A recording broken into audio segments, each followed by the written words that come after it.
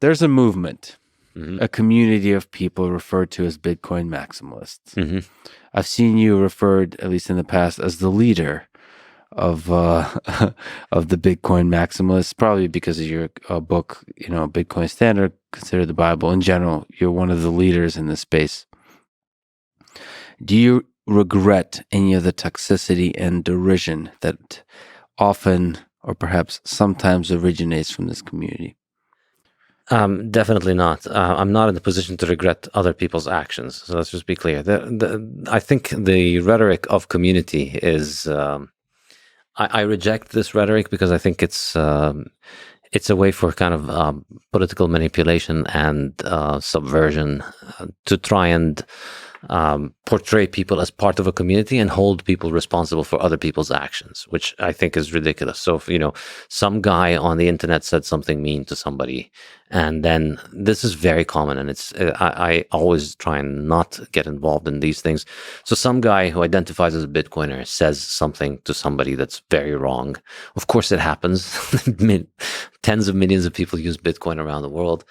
And a lot of these, I'd say, parasites, people who don't have anything productive to do with their life, outrage merchants, they'll come out and say something along the lines of, the Bitcoin maximalists are toxic, they're holding Bitcoin back, and and of course it's manipulative. The point behind it is they want to get they want to get people who are, not that nobody with 300 followers who said something silly.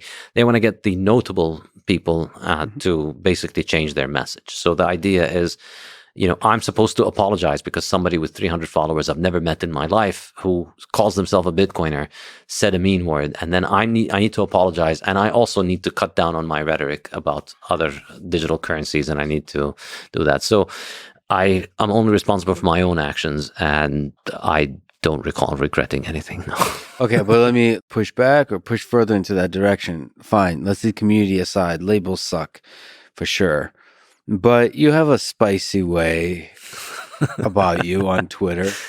Even in this conversation, you had some good, strong words to say about. I've always believed life is too short to mince words. One day I'm going to be dead, and I'm on my deathbed. I'm not going to look back and say, I wish I was a little bit more circumspect in expressing my opinions. I'm far more likely to think, you know what, I wish I said what I really think. Yes, life is too short to hold back your opinion. The question is, what is really your opinion? Because you're many people in one.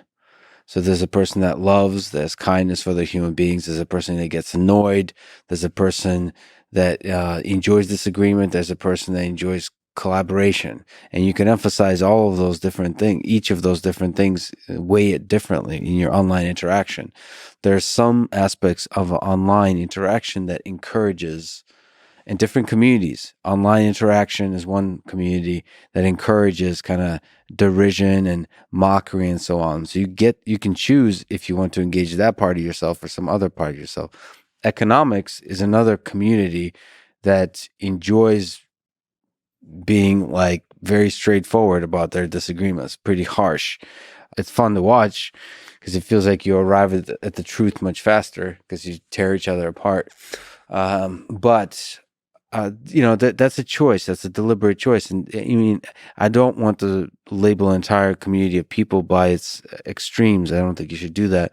But there's cultural characteristics you start to notice. When you go to France, it's a certain way. When you go to Britain, London is different than rural Britain. And, New York is different than Iowa. You start to notice things. I mean, you don't want to generalize. There's all kinds of people everywhere, but there's a certain way of communication on crypto, Twitter in general, but also Bitcoin maximalists that I even early on received a bunch of heat. It's like, what the hell? So listen, there's definitely a difference when I go to the computer science community, machine learning community. It's way friendlier than the cryptocurrency community. I have much more freedom to actually be what I enjoy being, which is asking simple, dumb questions. Even when I've already spent years, sometimes decades with an idea, I like asking dumb questions anyway. The crypto folks punish you for this, for curiosity, for like exploration. I understand the mechanism because so many other people come into that community and they might masquerade as curious, but really they're trying to sell some kind of altcoin. There's some scheme. There's some scheme to make money. And so I understand maybe that's just the dynamics of the community by nature. It's not like you respond appropriately to the amount of charlatans in the community. So if the fraction of charlatans is low, maybe you can afford to be more loving and kind and so on. And when the fraction of charlatans is high, you have to be harsher. Perhaps. But I think also, the stakes are extremely high in this situation. And I think, if you don't like Bitcoiners, if you think Bitcoiners are toxic, wait till you meet Fiaters, That's true. The Fiat community has financed world wars and genocides and tyrants and the mass death and destruction. The Fiat community, if you want to use that term, I don't believe that you should, but I mean, Fiat has destroyed the savings of pretty much anybody who's lived through the last 20th century. Pretty much anybody who's lived through the 20th century, no matter where you lived, Switzerland, US, Ethiopia, Russia, you've gone through fiat problems. You've had hyperinflation, you've had bank confiscation. There isn't a family in the world today that hasn't had its wealth destroyed over the last century. They all have a story about the inflation and the hyperinflation. And Bitcoin offers us a way out of this. And shitcoins, altcoins, are essentially fiat world's last gasp attempt to try and salvage fiat, to try and salvage the idea that some people will continue to be able to print money and other people will have to use that money. This is Twitter. It's a free market. It's the internet. You don't have to follow anybody. That's the thing. What I find really objectionable about the people who are so butthurt always about Bitcoin maximalists is you don't have to click follow on people you don't like. There are 300 million Twitter accounts. And if you choose to follow the accounts that say things that annoy you and then complain about the fact that they say things that annoy you, I'm sorry, but you're an idiot and you don't know how to use Twitter.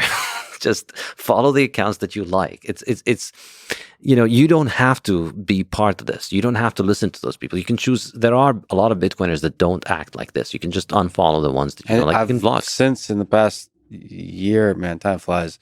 I've met a lot of them, and I enjoy them a lot. And you build that community of people that you enjoy. There are lots that communicate in the way you enjoy. And it's become a meme at this point that I block with love, I think. Yes. Because I did not. I block very prolifically, and I strongly recommend people continue to block. I think Twitter is, you're not going to get to interact with 300 million accounts anyway. So you want to be constantly curating the experience by getting rid of people you don't like and following people that you like. And that's just how, after 10 years of using Twitter, you accumulate a block list, which is very big, which I'm very happy for. And I'm going to pass on to my children. On your deathbed, the grandchildren will gather around and your grandfather can finally share the full list. So again, it's just a Twitter account. If it bothers you so much, ask yourself why it bothers you that some people are so I'm not referring to you obviously, but I mean the people that are constantly aggravated about this. I don't get bothered by anything on Twitter. I just block immediately and I get to curate the experience that I enjoy, and I recommend people do that. It's really a lot less pathetic than complaining about strangers saying things you don't like, which a lot of and of course the reason for it is, when I say it's stupid, it's not really stupid. There's an ulterior motive there. And the ulterior motive is, hey, I have this shitcoin that I made with 5 other friends of mine, and I'd like to ride your coattails, Bitcoiners, and I'd like you to please help me promote this shitcoin. I get this practically every week, whether through email or through Twitter, where, hey, this is our shitcoin. It's just like Bitcoin, but it's better because it does this and this and that. And, basically, how can we get you to promote this shitcoin for us? And being straightforward and forthright is a great productivity hack because, you just tell those people, no, I'm not interested. It's a stupid shitcoin. And I wish you quick and swift failure before you take a lot of people's money. And that's what I genuinely think. Well, but I'll just be upfront with the fact, at least for my taste, just labeling everything as a shitcoin worries me. So that's just my own preference. It's not a judgment on you. It's just my own preference that I'm afraid I'll miss good ideas. I think me personally, when I'm too certain about things, when too tribal about things, I'll miss actually really strong ideas, outlier ideas, totally new ideas. So that worries me. One of the downsides of the way Bitcoin is, how much it is at stake financially, is that it's less open to good ideas. And actually, by design, that it's not changing, like with the hard forks and so on, that there's not a kind of curiosity about exploration of ideas.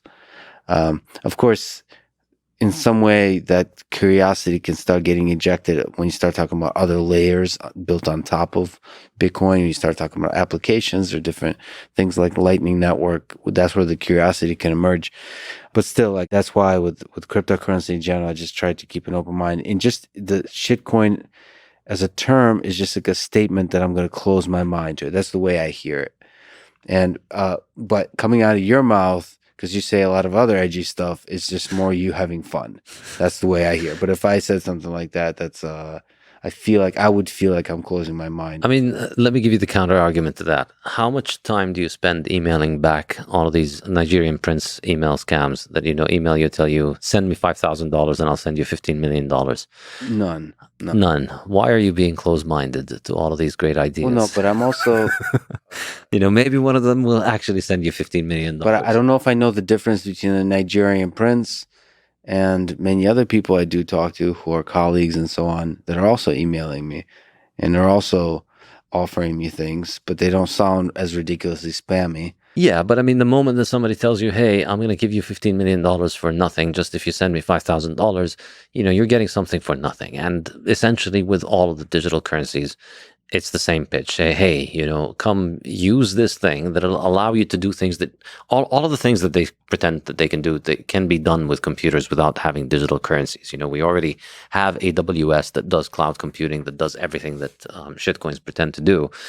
The only difference is AWS doesn't have its own monetary system tacked on top of it to allow Jeff Bezos to basically print his own money.